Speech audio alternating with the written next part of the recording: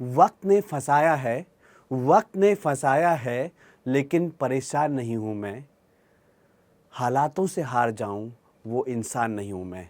दोस्तों, मैं अभिनव नेगी आप सबका स्वागत करता हूं Byju's exam prep GATE and ESC Hindi YouTube channel पर।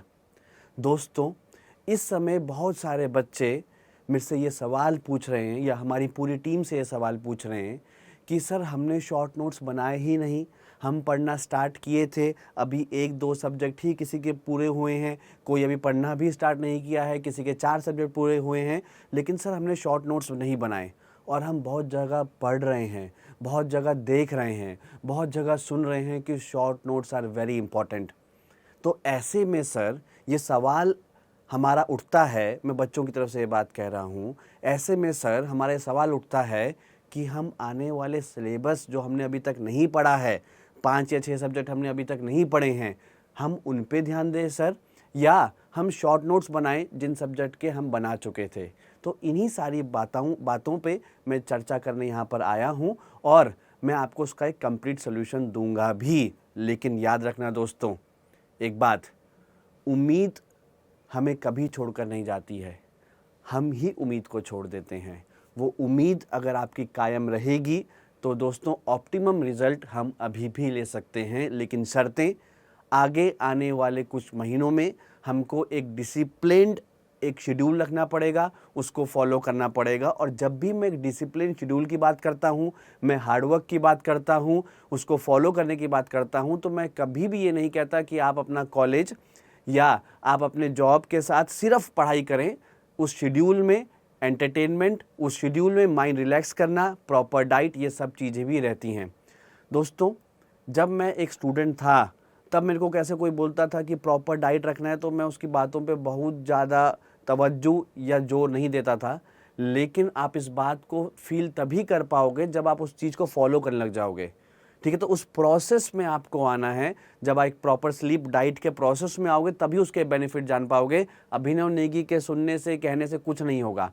उस प्रोसेस में आओ, 10-15 दिन बाद आपको खुद रिजल्ट दिखेगा, आपकी एफिशिएंसी दिखेगी, एक पॉजिटिव एनर्जी दिखेगी प्रोसेस में आने के बाद, मेरे कहने के बाद नहीं। अब आते हैं आज के टॉपिक पर कि सर शॉर्ट नोट्स बनाए ही नहीं हमने, अब क्या करें? अब पहले हम उन सब्जेक्ट के शॉर्ट नोट्स बना लें या तैयारी करें?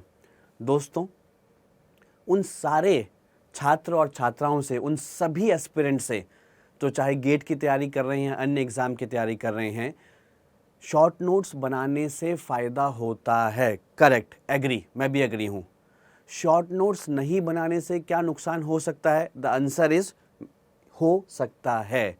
लेकिन एक बात याद रखना, आपको एग्ज़ाम में मैक्सिमम रिजल्ट लाना है, आपको ऑप्टिमम की तरफ भागना है। और उस ऑप्टिमम मार्क्स अचीव करने के लिए आप दोस्तों अपने शॉर्ट नोट्स, ज़रूरी नहीं है कि हर एक सब्जेक्ट के बनाएं। आप जिन सब्जेक्ट को अभी तक पढ़ चुके थे और आपने शॉर्ट नोट्स नहीं बनाए हैं, उन सब्जेक्ट्स को छोड़ दो। अभी उन शॉर्ट नोट्स उनकी बाद में बात करेंगे, उनको छोड़ दो, ठीक है।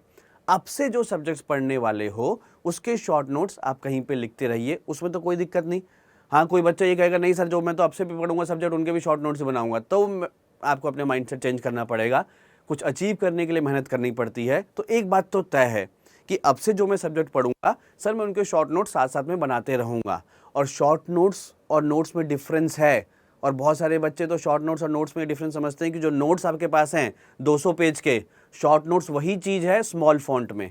तो सबसे पहले मैं आपको क्लियर कर दूं कि शॉर्ट नोट्स का वर्जन स्मॉल फॉन्ट में नहीं है। शॉर्ट नोट्स में आपको वही चीज़ें लिखनी हैं जिन चीज़ों को आपको लगता है कि एग्ज़ाम तक आप भूल जाओगे। मतलब वो चीज़ें जो आप अभी पढ़ रहे हो और आपको पता है कि अभी मेरे को समझ आ गई लेकिन एग्ज़ाम तक मैं भूल जाऊंगा, सिर्फ वही लिखनी है।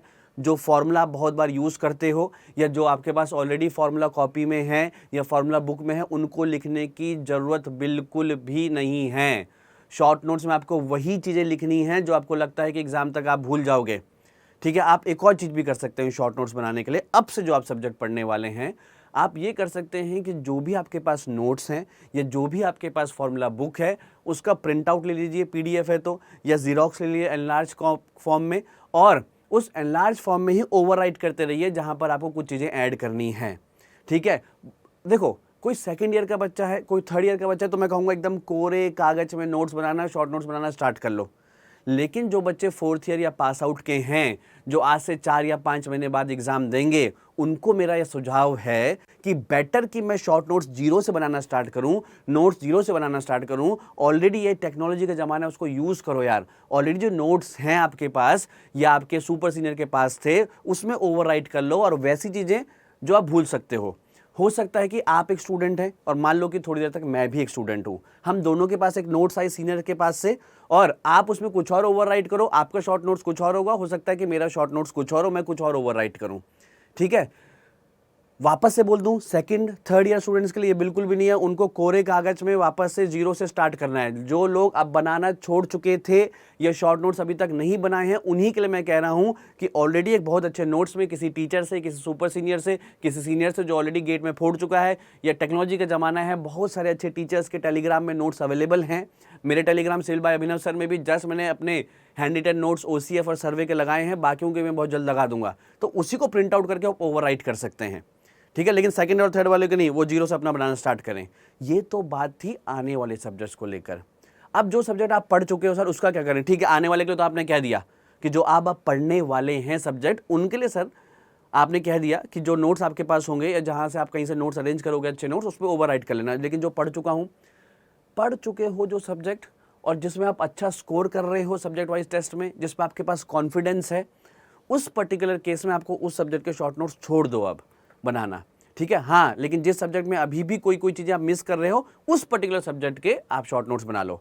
समराइज कर देता हूं मैं फिर से एक बार, आने वाले सब्जेक्ट्स पे, सारे सब्जेक्ट्स पे आप शॉर्ट नोट्स बनाइए ऑलरेडी किसी अच्छे नोट्स पे ओवरराइट करके, और ओवरराइट वही करना है जो आप भूलेंगे। प्रीवियस सब्जेक्ट्स पे जो आप पढ़ चुके हैं, उन सब्जेक्ट्स जो आपके स्ट्रांग थे, जिनको आप अच्छा स्कोर कर रहे हो टेस्ट सीरीज में, या जिनको आपको कॉन्फिडेंस है, अगर टेस्ट सीरीज देना स्टार्ट भी नहीं किया तो आपको कॉन्फिडेंस है कि यार वो वाला सब्जेक्ट ठीक है, तो उस पे शॉर्ट नोट्स मत बनाइए।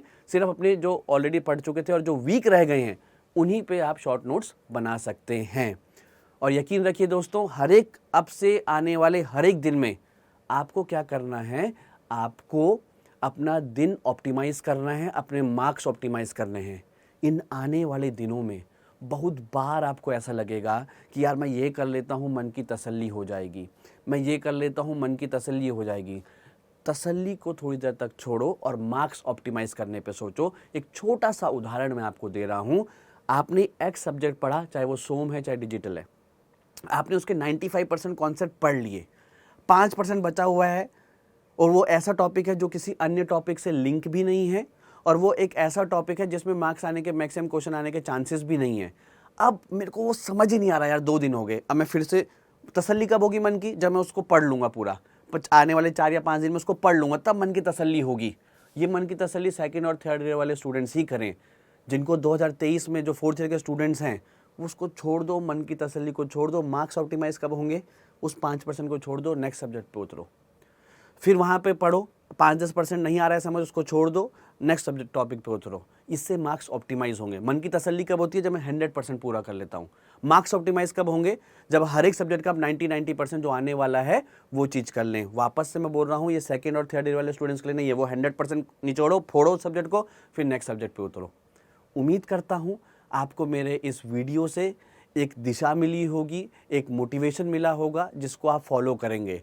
और अंत में मैं अपने इस वीडियो को यहीं पे ये कह के समाप्त करना चाहूँगा कि जितनी भी चीज़ें मैं बताऊँगा, जितनी भी चीज़ें आप सुनेंगे जो आपको अच्छी लगेंगी, कहीं से भी हो, जरूरी नहीं मेरे द्वारा, आपके सीनियर्स, आपके टीचर्स, कहीं से भी आपको मिले, उसको वाकई में आप उस दिन फील कर पाएंगे जब आप उस प्रोसेस पर उतर जाएंगे।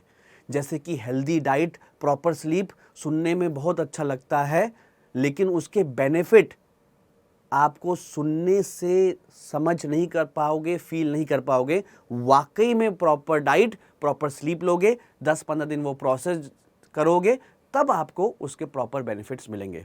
तो चैनल को सब्सक्राइब कर लेना।